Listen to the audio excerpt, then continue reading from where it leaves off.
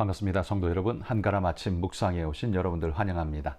자, 오늘 말씀은 예레미야 17장 1절에서 18절까지 말씀 함께 살펴보겠습니다. 유다의 죄는 금강석 끝 철필로 기록되되 그들의 마음판과 그들의 제단뿔에 새겨졌거늘 그들의 자녀가 높은 언덕 위 푸른 나무 곁에 있는 그 제단들과 아세라들을 생각하도다.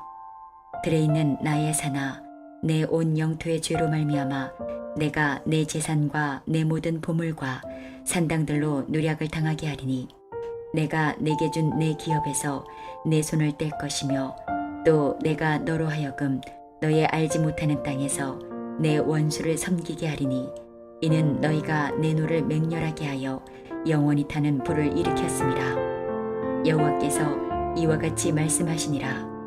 무릇 사람을 믿으며 육신으로 그의 힘을 삼고 마음이 여호와에게서 떠난 그 사람은 저주를 받을 것이라.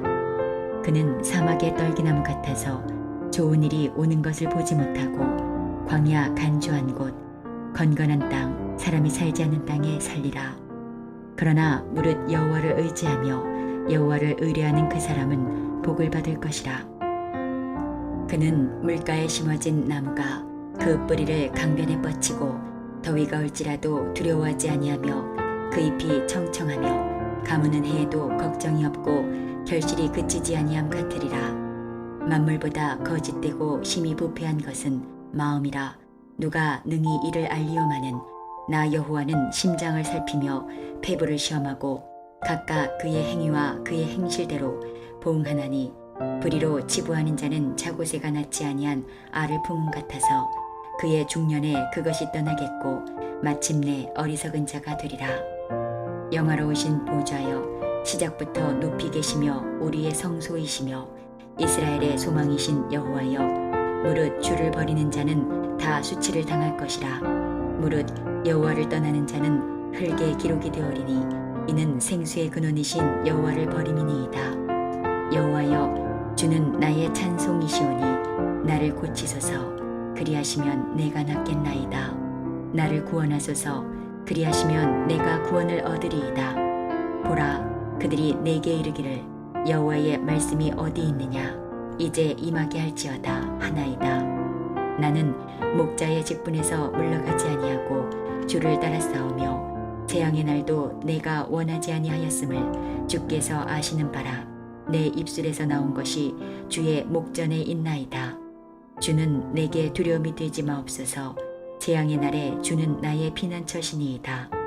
나를 박해하는 자로 치욕을 당하게 하시고 나로 치욕을 당하게 마옵소서. 그들은 놀라게 하시고 나는 놀라게 하지 마시옵소서. 재앙의 날을 그들에게 임하게 하시며 배나되는 멸망으로 그들을 멸하소서. 자, 오늘 말씀은 유다의 깊은 죄와 그 죄에 대한 하나님의 심판을 다시 한번 선포하고 있습니다. 이 유다의 죄가 얼마나 깊은지에 대해서 치유 불가능한 죄라는 사실을 하나님이 말씀하시면서 인생에 두 가지 길이 있다. 저주의 길과 축복의 길이 있는데 그들은 저주의 길을 선택해서 멸망으로 치달아 그 열매가 멸망일 수밖에 없다는 사실을 오늘 강조하는 말씀입니다. 먼저 첫 번째 문단에 보면 1절부터 보면 하나님은 유다의 죄를 이렇게 표현하십니다. 유다의 죄는 금강석 끝 철필로 기록되되 그들의 마음판과 그들의 제단 뿔에 새겨졌거늘 이렇게 말합니다. 금강석 철필로 꾹꾹 눌러서 마음판에 새길 뿐만 아니라 제단 뿔에 새겨졌다 이렇게 표현을 하고 있습니다. 여러분, 이 금강석 철필로 새긴다는 건 돌을 파서 새겨지는 거지요. 돌을 파서 새겨진 글은 그건 지워질 수 없는 것이라는 의미를 가지고 있죠. 종이에 새겨진 건 물로 빨아서 지울 수도 있고 혹은 불태워서 지울 수도 있지만 이 금강석에 새겨진 이것은 금강석 철필로 새겨진 돌에 깊이 새겨진 이 죄는 씻어줄 수 없고 지울 수도 감출 수도 없는 것의 상징적 표현이죠. 그러니까 하나님은 유다의 죄가 이 금강석 철필로 새겨진 것처럼 완전하게 꼭꼭 새겨져서 지워지지도 않는 어떻게 할 수 없는 그런 것임을 하나님께서 분명하게 강조하고 있습니다. 죄가 얼마나 깊고 독한 질병이면, 굳은 죄이면 하나님께서 이런 표현을 다 쓰시겠습니까? 그들의 죄의 깊이는 치유 불가능한 깊고 깊은 그런 독종과 같은 그런 죄다라는 사실을 강조하죠. 그런데 2절에 보면 이렇게 또 말합니다. 그들의 자녀가 높은 언덕 위 푸른 나무 곁에 있는 그 제단들과 아세라들을 생각하도다 이렇게 말합니다. 그들의 죄뿐만 아니라 그들의 죄는 대를 타고 흘러서 그들의 자녀에게도 흘러내려간 모습을 볼 수 있지요. 그들의 자녀에게도 깊이 내려간 그 죄는 그들이 항상 뭘 앙망하고 생각하고 바라보고 있다고요? 그 제단들과 아세라들을 꿈꾸며 소망하고 있다라고 말합니다. 그러니까 유다의 죄는 대를 이어 그들 뼛속 깊이까지 내려가 마치 DNA에 새겨진 것처럼 대대손손 이 죄에 찌들어 있음을 분명하게 보여주고 있는 거죠. 이러한 죄상의 모습은요, 유다 역사 속에 깊이 드러나 있습니다. 성경에 보면 이 유다의 왕들과 유다 백성들이 얼마나 심각한 죄를 지었는지에 대해서 분명히 기록하는데요. 여기 말하는 아세라 신은 가나안 땅에 풍요를 주는 신이라고 그렇게 믿었습니다. 바알 신은 비를 주고 그 비는 풍요의 산물을 낳지만 마치 땅의 신처럼 풍요의 열매를 맺는 신이라 인정되는 이 아세라 신은 그들에게 진정한 풍요의 열매를 가져다 준다고 믿었습니다.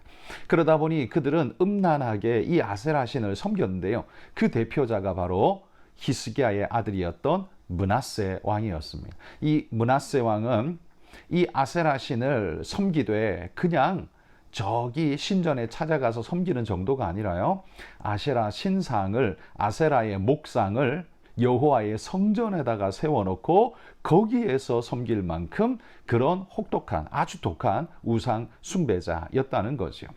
그가 성전에 아세라 신상을 세웠다는 건 뭡니까? 아세라가 여호와다라는 선포와도 같은 거죠.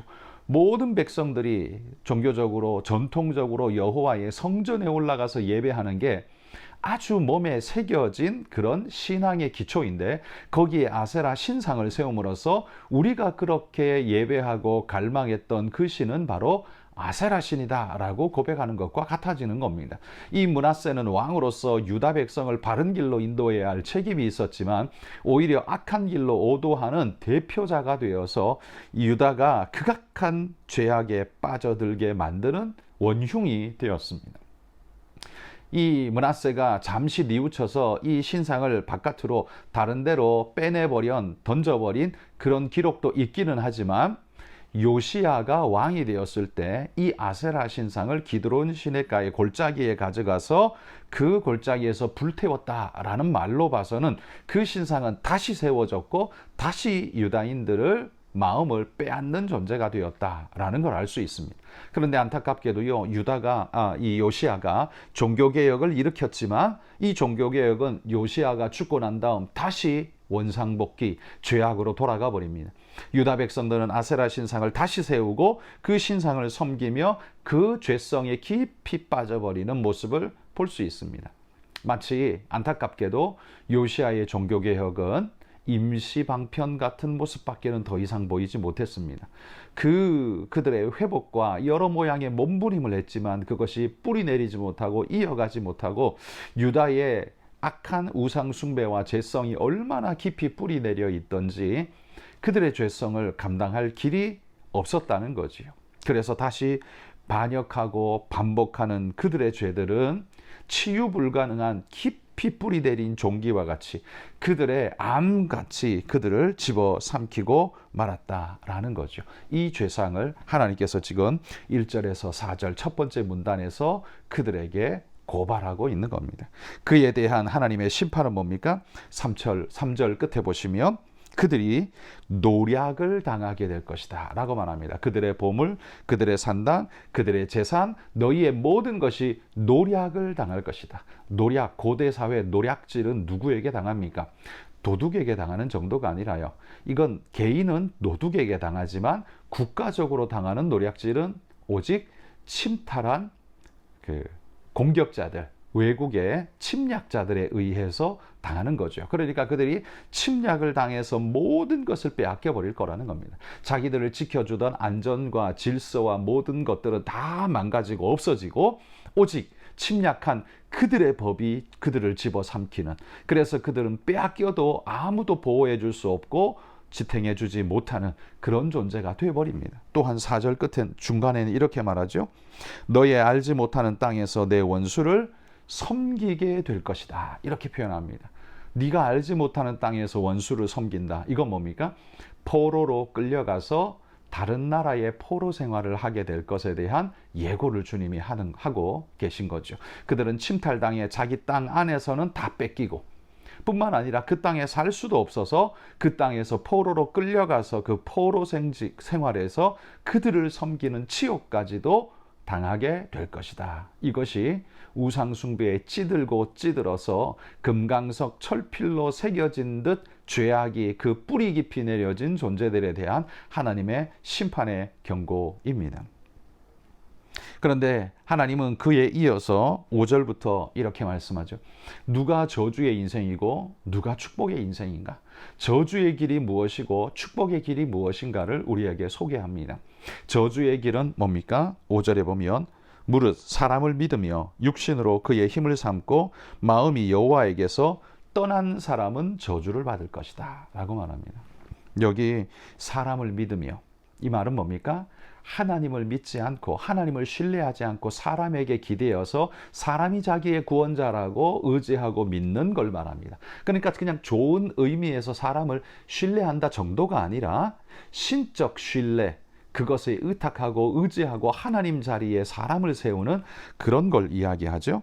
육신으로 그 힘을 삼고, 그러니까 육신의 힘, 칼의 힘, 전쟁의 힘, 군사의 힘을 의지하면서 그것을 자기의 도움을 삼고 거기에 모든 걸 거는 자들, 그래서 여호와께 마음이 떠나버린 자들, 이들은 저주받는다라고 말합니다. 그들의 저주는 무엇과 같냐면 6절에 사막의 떨기나무 같다고 합니다. 사막의 떨기나무 어떻습니까? 외로이 홀로 서 있는 그 사막의 떨기나무는 물을 찾아 땅으로 깊이 깊이 뿌리를 내리지만 뜨거운 태양볕에 점점 죽어가되 뿌리가 물을 적시지 못하니 점점 말라 죽어가고 있는 그 모습을 한번 떠올려 보십시오. 이게 바로 사막의 떨기나무, 하나님을 떠난 죄의 저주받은 인생의 길이라는 겁니다.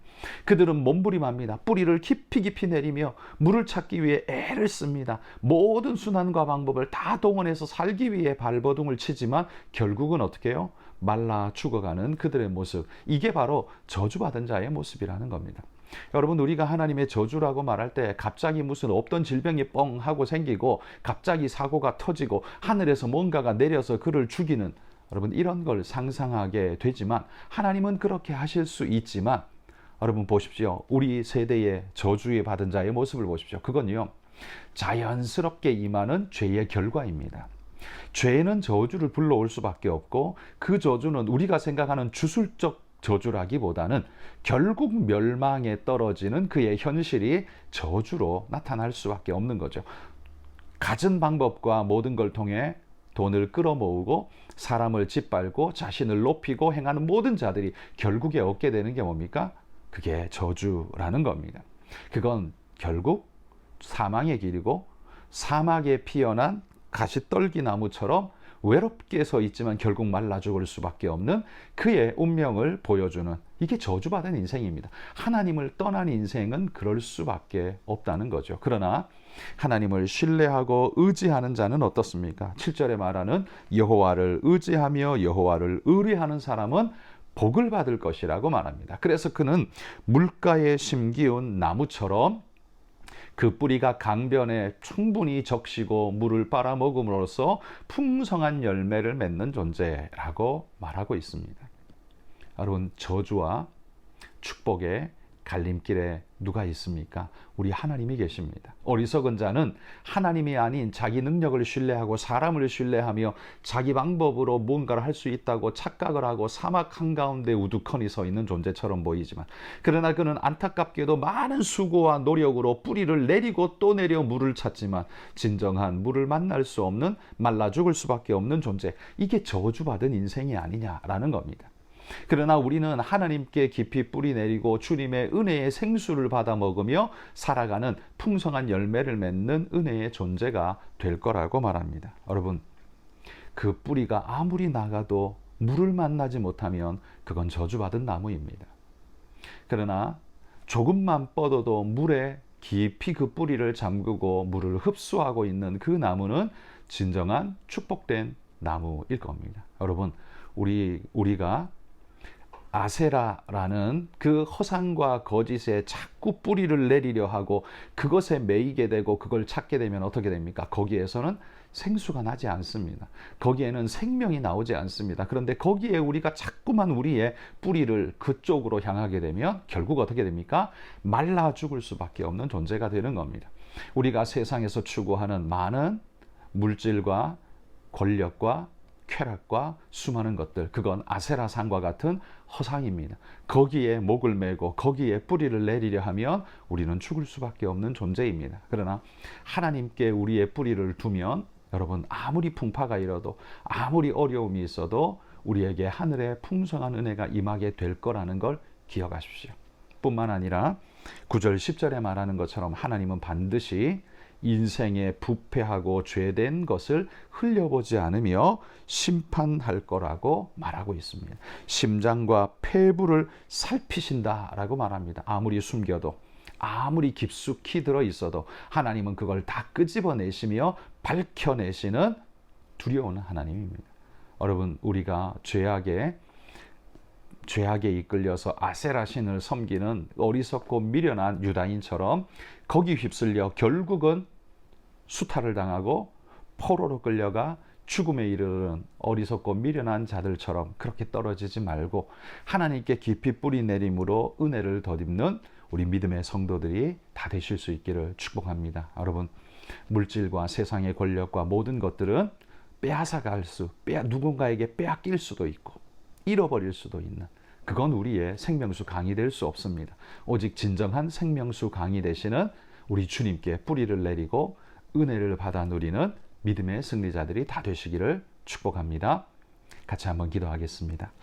하나님 아버지, 우리 오늘의 삶 속에, 세상 속에서 많은 사람들이 허망하고 헛된 것에 뿌리를 깊이 내리려고 그렇게도 바라깁니다.